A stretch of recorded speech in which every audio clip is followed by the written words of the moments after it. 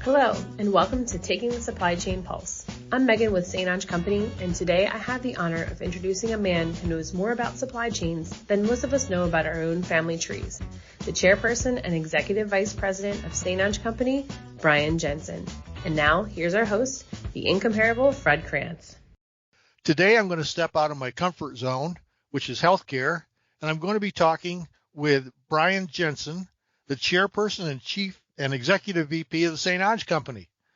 Bryan's background is not in healthcare. I think he started out in retail, but Bryan, we're happy to have you here. Oh, happy to be here. Thanks so much for having me, Fred.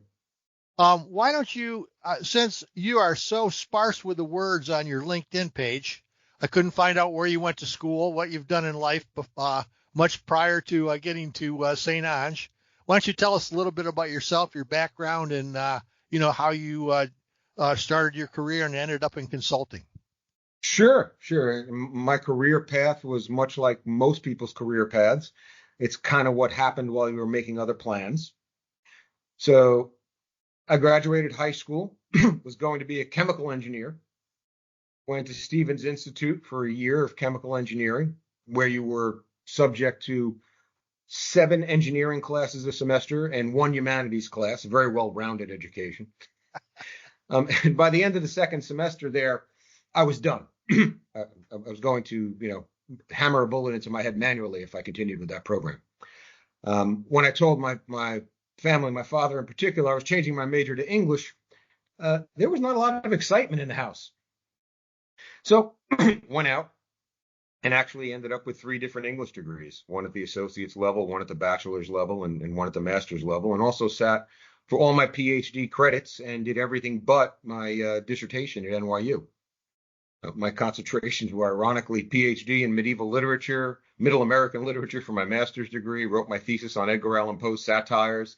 So you can see how they all connect directly to what I'm doing today. It's in an obvious logical chain. Let me interrupt you on that. See, I honestly, I have gotten, I don't know if Tom Redding has ever repeated my remark to him, but I made a remark to him one time because I'm a history major. So I have a liberal arts degree, and I had 6 years of Latin and all kinds of classical education. I said, you engineers you're linear thinkers. 2 always follows 1, 3 always follows 2, and he goes, no, we're playing chess. We're not checkers. I said, you could be playing Star Trek chess, and 2 would always follow 1, and 3 would always follow 2. And I honestly am impressed that you have a liberal arts background, because I think it means that your view of the world is more expansive, perhaps, than if you had just been limited in that technical education. What do you think? Well, yes, and that's actually partially what frustrated me when I was taking engineering courses. It was very, step 1, step 2, step 3, step 4, step 5, or a very if-then statement tree, so you could go from here to there always logically. But to say, well, you're not playing checkers because you've got an engineering degree. There are great, quote, chess players who have engineering degrees, technical degrees. But I wouldn't say that Shakespeare was playing checkers with the constructs of his plays or his sonnets, to give an example everyone knows. I tend to think that neither one is superior, but perfectly complementary, because between merging the 2 approaches to anything, any problem solving or any client service approach, I think you get a better answer. I think you get a more complete, multifaceted, and well-rounded answer for that customer, for that client, or to that problem. But what do I know? I'm just an English major. That's okay. Honestly, I think this sort of gives me some insight about something that I know you read the article I wrote about Cleveland, about Baptist Health of South Florida and its comparison to St. Onge, and the commonality, I believe, of both places is the human side of business being equally as important as the technical side, and the focus on the employees being as important as the focus on the customers and the outcome. That's absolutely right. And it's not that our staff doesn't have that perspective, but everybody's got a job to do. And you don't always focus 100% on that particular job. Nobody's that one-dimensional. But you have to focus the majority of your time and your emotional energy and your mental energy and your intellectual energy on that job, that task, that problem, that approach. And the fact that the staff does that so well allows myself and my senior partners to focus on the staff themselves, because we don't have to worry about the technical execution of the project work. We've got guys and girls who do a phenomenal job with that. And that's one of the reasons that I think St. Onge differentiates itself from a lot of other organizations that do very similar things. And quite frankly, one of the reasons I've been here almost 30 years out of a 41-year career. Yeah, and that's another thing that we'll touch on, is that whole continuity thing that's important. But so you graduated with a degree in English, with degrees in English. Yep. How the hell did you get into consulting? What drew you there? Well, it happened at the same time. As I like to say, life is what happens while you're making other plans. Because my family was so thrilled with my choice of English major, and I believe I only maintained housing because I put up the possibility that after my bachelor's degree in English, I might go to law school. So that assuaged some fears there that I'd be a bum, or, maybe a beatnik playing the bongos from my father's perspective. I got a job at Toys R Us. My first job at Toys R Us was as a figure clerk freight auditor, which is a job no one does today because computers started doing that 2 decades ago. But I was looking up tariffs and reading freight bills and filing overcharge claims for misrated freight bills on behalf of the company. Then moved into traffic and transportation management and routing product from our suppliers to our DCs. Then they let me loose into DCs as a small project manager for increasing effectiveness and efficiencies in the DCs. So kind of did industrial engineering work based off of a little engineering education at the beginning of my academic career, and experiential education by being in the DCs with a major, at the time, Fortune 25 retailer, somewhere in that neighborhood, certainly one of the bigger ones on the planet. And by halfway through my career there, I was a ripe old 26, 27, I became director of distribution automation, and was one of the folks responsible for automating the Toys R Us distribution network, taking them from very manual operations to, at the time, highly automated, which meant conveyors and sorters and pick modules and things like that. Robots weren't anything in anyone's vision at the time in the DC, and the development and implementation of an actual warehouse management system. Our first one was written in-house because there wasn't one to get off the shelf. That's how old I am. But that's how I cut my teeth and vocationally became the facility design engineer that I ultimately was when I joined St. Onge in 1998. So what drew you to St. Onge? Well, Toys R Us had plateaued. I won't get into the details of the compensation model there being heavily stock option leveraged. And when the stock flattened out and no longer split, the last option with value was exercised, and most of the senior management, executive management, left. They went on to greener pastures. And that was a level above me. That was the vice president level and above. And most of the folks that were recruited in were either not great retail resources, or they weren't experienced in the kind of retail model that allowed Toys R Us to grow. Toys R Us was not known as a luxury brand. Toys R Us was a discount brand. It was where you could go and get a decent price on just about any toy known to humankind. You didn't necessarily want to go to Toys R Us at Christmas, but you had to sometimes. The end result was still a growing, flourishing business. And it did get more and more challenging after that management change. And that happened in 95. The last stock option split was in 90. So there was a 5-year grandfathering and investing period. So when the last one that had any value on it was exercised in 95, that's when the exodus started.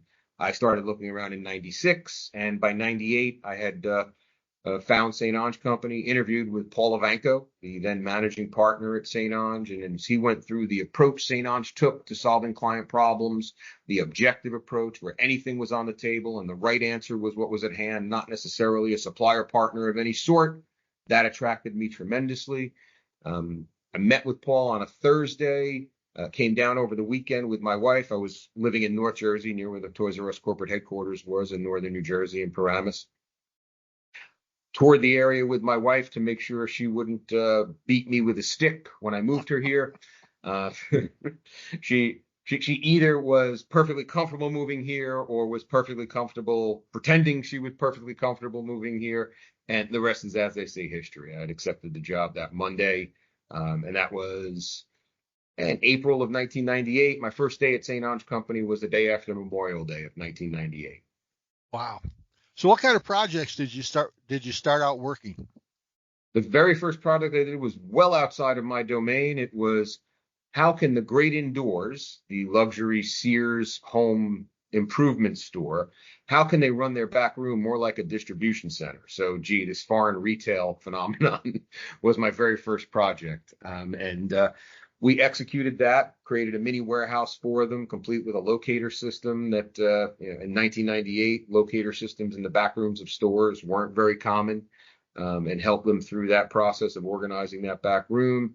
Then moved on. My next biggest project was another one well outside of my domain, and that was a couple of distribution center designs for Shopko stores. So almost back doing what I was doing at Toys R Us, designing an automated distribution center to increase volume and support growth in a retail brick and mortar environment. But you have to remember, .com was the redheaded stepchild at the time. Matter of fact, we were a year or two away from the .com bubble in 2000, 2001.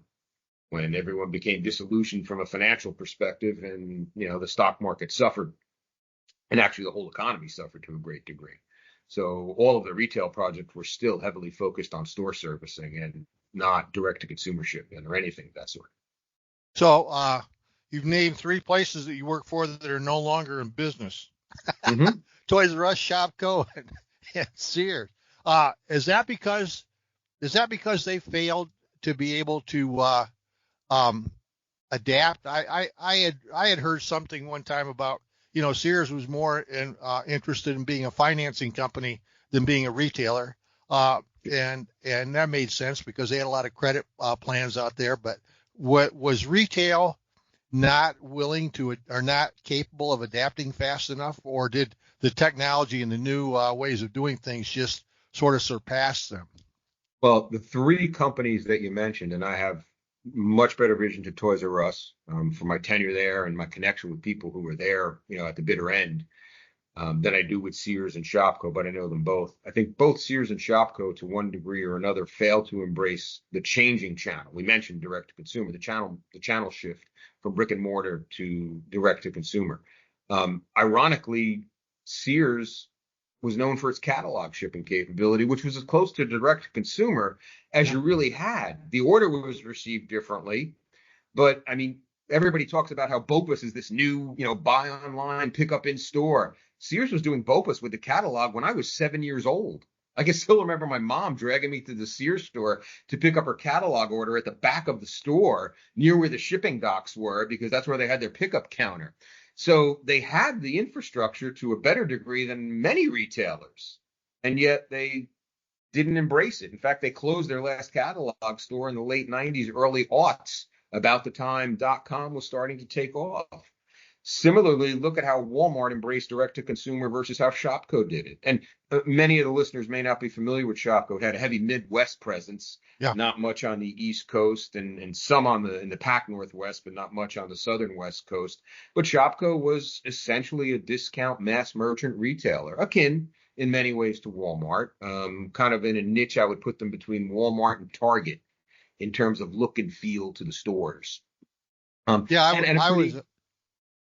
lived in Iowa for a long time in Dubuque, and I liked Shopko. I really did. It was a great place.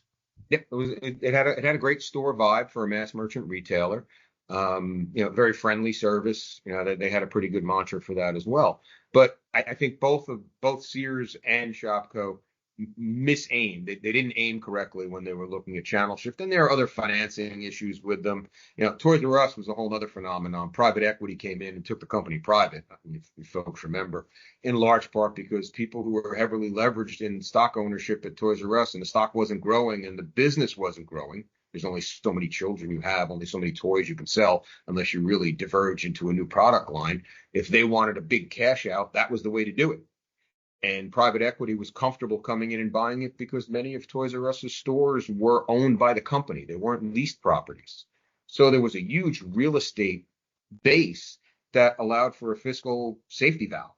Worst comes to worst, I can sell the store locations, because many of them were bought in downtown areas in the 70s, late 70s, early 80s, and those areas had grown around them and the property value with it. So you had So some pretty attractive financial models for, a private equity firm to spend a lot of money. And if it didn't work, well, they'd still be protected. And it didn't work, but private equity still made their money. interesting. So when you came to St. Ange in '98, it had been around for 15 years.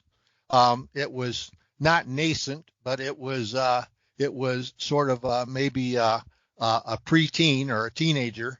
How has it grown in looks, in capabilities, and in prestige in the greater community from the time you arrived to today? Sure. Let me talk about the prestige it had first and come back to that in the end, because at the time I knew the St. Ange name because I had consultant interviews for, hey, we can design your facility, Toys R Us. And we used a couple of consultants for the first design that failed miserably. I personally loathed consultants. I thought they, gave you the minimal value for the maximum dollar. My experience, however, was with a lot of the larger business consulting firms trying to do supply chain, which meant they brought in a lot of logistics MBAs who had graduated, in June, and you're hiring them in September, so the ink's not even dry on their diplomas yet. And they tended to be learning a lot more about your business than they were providing value on it. The St. Ange name, I knew of it, wasn't familiar with it. What I came to understand shortly after I joined St. Ange, it was one of the best kept secrets in the industry. Those who knew it valued the partnership with the St. Ange consulting firm, but very few knew it. And that's what I mean by it was one of the best kept secrets. Hold that thought. We'll come back to it at the very end, because you asked me three different discrete questions about St. Onge Company. When I joined, the services were focused on facility design, manufacturing facilities, distribution center facilities. 1994 was the start of our network analysis practice. So we had one or two folks who were running the old sales model by Insight to help folks optimally locate new distribution centers within their supply chains. And essentially, that was it. Facility design and a very, very, it was past embryonic. It was a newborn network analysis or logistics practice, purely focused on where your facility should be, how big it should be, and what its mission should be. Not really supply chain, no S&OP, no inventory planning and management, none of that. Well, most of our distribution center design work was focused on wholesalers and in support of manufacturers. One of the reasons I was hired is that, hey, this guy can spell retail. Oh, there you go. So that's why a lot of my first projects were all focused on retailers. And it is a different animal. Pharmaceutical distributors have a different margin. They have a different price point. They have a different tolerance for investment than retailers. Retailers didn't even know what their CapEx was going to be for next year until after Christmas. So long-range planning was kind of an oxymoron at a retailer. You didn't know you had the budget for what you needed to get done next year until the end of the year, and you had to get it done before September, October of that year because Christmas season was coming, and you better be able to support those sales and those logistics needs. So that was St. Ange's service offerings. Then in 2000, we started using a tool by, at the time, a company called Tools Group, which at the time it was called DPM or something like that. They eventually changed the name to Stock Optimizer 99 Plus, and that was for inventory planning and management and inventory optimization. So we added that arrow to the supply chain quiver. I also brought a 3PL procurement practice with me because I was doing that at Toys R Us every year as we ran out of space in DCs. We were growing insanely fast. So we had 3PL procurement just for distribution centers, not for transportation, just DC third-party logistics requirements. We could help our clients find the right partner, negotiate the contracts, and select the winning bidder for their 3PL business. So now we're starting to create this broadening of our service offerings, all ironically starting from the most finite footprint you could have inside a building. Went from inside a building to where those other buildings should be, to how we should fill those buildings, to how we should have those buildings serviced by other suppliers. To, in the last 10 years, we've added SNOP, SIOP, and inventory planning and management practices. We've gone from having one or two folks do that to now we have a half a dozen people working on projects for clients in that vein. And we're talking to clients at different levels now, where you would doing a facility design, you were talking to maybe a vice president of distribution. You certainly weren't talking to a chief supply chain officer in 1998 because that title really didn't exist. Even the industry wasn't ready for some of the growth that we've encountered, or maybe we encountered the growth and weren't able to realize the growth because the industry changed. I'll take it either way. The growth is the growth, and I'm happy that we're able to have that. So now we've started to broaden our offerings to include the entire supply chain, up to and including landed cost modeling, from the cost of procurement based on location, to transportation, to movement within your transportation network, to your different sales outlets, whether they be wholesale, whether they be direct to consumer, whether they be retail, brick and mortar locations, and making decisions within that supply chain to reduce your cost and increase your margin. So from how do I best pick this product out of this little finite location in my DC, to how do I get this product from Shenzhen, China to Dubuque, Iowa, and all the options in between. And that's the best way I can describe the blossoming of St. Onge's service offerings. And you'll notice, Fred, I left out an entire service offering, which is between 25 and 30% of our entire company, and very near and dear to your heart. And that's what we've deemed the healthcare practice. Yeah, and that's interesting. Where we service healthcare providers with many of the same disciplines that we do non-healthcare providers, or within distribution, manufacturing, and supply chain. And some services that we don't offer anywhere else because they're unique to healthcare providers. You know, I don't need to do patient flow anywhere else because I don't have patients anywhere else in my business. No, but you really move, patient flow is often queuing theory, and the whole idea of moving a product through an operation, I mean, from a global level. But a couple of things you said. Number one, you said you'd never liked consultants because they charge too much. When I was at Accenture, our philosophy was, if you ain't charging too much, it's not worth it. Okay. And absolutely. And the second thing you said, which I point out to people on a regular basis, was supply chain. The term supply chain, I've been in healthcare since 1965, and I never heard supply chain applied to healthcare until probably 2005 or so. It started to sneak in a little bit. Sure. We throw titles onto things before we have the operation to support the reason for the title, if you know what I mean. Absolutely. And Absolutely. I was interested to hear you say that. So what sets St. Onge apart? What makes St. Onge different than the competitors out there? And in large part, to me, it's, remember my full statement, they charge too much and offer too little value. The goal is to offer that value. What's my value first? Because I've reminded some of my engineers when I first started doing project management at St. Onge Company, guys, girls, this company is paying you $150 an hour at the time to help them be better. $150 an hour. Treat them like you're getting $150 an hour from them, because that's a handsome fee. Provide handsome value. Never forget that. It's not just the salary you're getting. It's not just your paycheck at the end of the week that you're individually compensating. Our company is getting a tremendous amount of premium, and they're paying for our skills. They're paying for our talents. They're paying because they don't have that skill set on board, and they don't want to hire it permanently because they maybe don't need it permanently. Maybe they need it just on a project basis, or they're hiring us because they need the bandwidth with that highly valued skill set. They've got some folks who can do what we do. Let's not be arrogant. We're not the only ones who can do what we do. So we have to differentiate ourselves by other means. There are other people who are just as smart as us, just as experienced as us. But are they as devoted to the client? Are they as comfortable saying, you know what, I messed that up, so the next time I have to do this for you, I mean, I have to redo it for next week, well, I'm not going to charge that to the client. It's my fault I did that. I made the mistake. The client shouldn't be subject to paying for my mistake. And I've already reaped value from that because hopefully I learned something from that mistake, so I won't make it again next time. That kind of approach, it's not bill at all costs. It's bill what you're giving value for and leave the client overwhelmed. Deliver +1. You can pick all the cliched terms you want, but they're cliched for a reason. They have a value, and they work when they're embraced and applied appropriately. So that's one of the things that differentiates St. Onge. Another thing that differentiated us when I joined, but I think differentiates it even more now because of scarcity, is our objectivity. A lot of those other folks who are as smart as us and as experienced as us are working with an integrator model. They'll do designs inside the four walls, but they want to sell hardware too.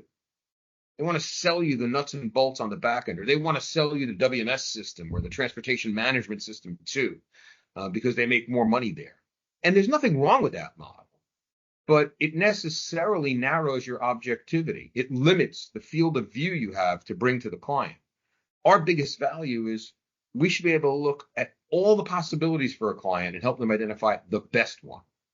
From a fiscal, reliability, longevity, flexibility, safety, accuracy, whatever value points are higher on the client's scale because of the nature of their business, we can look to the option, be it fully manual to lights out automation and everything in between, with equal aplomb.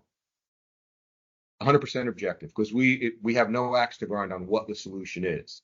And then the same thing provides us objectivity when we're looking for 3PL partners. When we're developing supply chain options, we're not a steamship line helping you with the supply chain, because I don't know that air freight's going to be big on their list of things to do for critical product that might be light, that might be low cube, that might be cost effectively moved by air for the inventory savings to avoid a 6-week journey across the ocean.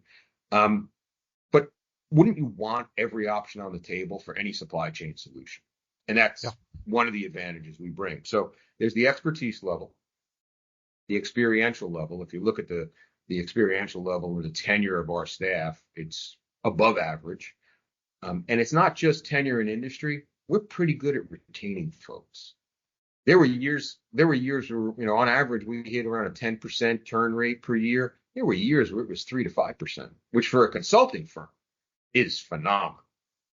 Consulting firms, especially the bigger they get, they tend to be a turn them and burn them, or, grind them, get the most value out of them you can, and then they just burn out, or they get enough experience and they go into industry and they jump out of the consulting area. We want to be the place you retire from when you take a job here. Well, I hope to. You and me both. I was talking with Albert Nakansa recently, and I asked him, how many times do you go to a project and encounter what I call Jeopardy purchasing, where the people that hired you have already selected the solution they want, and you get there and you find out very quickly after you've gathered the data and started to do the analysis that what they want is not what they need. And then what do? Do you tell them? And Albert is one of our fine young folks in healthcare. Mm-hmm. He's a great project manager, and he says, we have the conversations with them. We try to lead them toward the right solution because we have nothing in the game except to help them make the right decision. So I almost we're sort of getting close to the end of our time, but I had a couple things as an observation. I was talking with Regine Vian from Oshner recently too, and I made the comment to her that most of us that were supply chain leaders in healthcare didn't know anything about supply chain. Once again, history major, right? History major can make the Hall of Fame. It can't be that difficult, right? But my experience is that healthcare supply chain management is 80% politics and 20% operational expertise. What is that like on the other side of the coin in retail and in industry? It varies by industry. Retail has a little bit more of what we'll call politics or soft skill requirement to have impact. And that's when you say politics, that's what I look at. They're not just managing by dollars and cents, and this must be the right answer, which drives engineers crazy, as we talked about earlier, because it's not just a step 1, step 2, step 3 process. But when you get into companies that rely on supply chain to make their living, because we work for retailers, we work for wholesalers, we work for shipping companies. We've done projects for UPS and FedEx. Well, they're all about, how do I get this product from point A to point B in the most cost-effective way possible, inclusive of damage reduction and accuracy and speed and all those things. So it varies dramatically. And I think the more the more the money is made from the physical movement of the product, the less politics you have. It's not a perfect proportion. And ironically, with direct to consumer and in retail in particular, the focus on supply chain has become much more specific, and it's gotten more weight in the decision-making process than when it was all brick and mortar, because then I want to go to the store and have an experience. And my stores are being redone, so my shopping experience is better. And there are some people, I suppose, where the experience weighs overall. Macy's and Nordstrom's, have success for a reason. But Walmart and Dollar Tree and Dollar General have success for a very different reason. Now, you do have an experience when you go to their stores. It's not the same as going to Nordstrom, but you might experience walking out of the store with more money in your wallet than you went in with, or more money than you have if you left a Nordstrom store with similar purchases. So it's about everybody's value. There's not one customer, and there's not one complexion of a supply chain. And I think the more that retailer or that business relies on the physical supply chain, I think the less politics there are in the decisions about the supply chain. Let me be very particular about what I'm talking about. Running the business, deciding what to sell, that's a whole different domain. That's beyond my pay grade. If I could do that, I'd probably be retired already. And that's where the difference is made. But you talked about Albert's comments, where the client already has a decision made.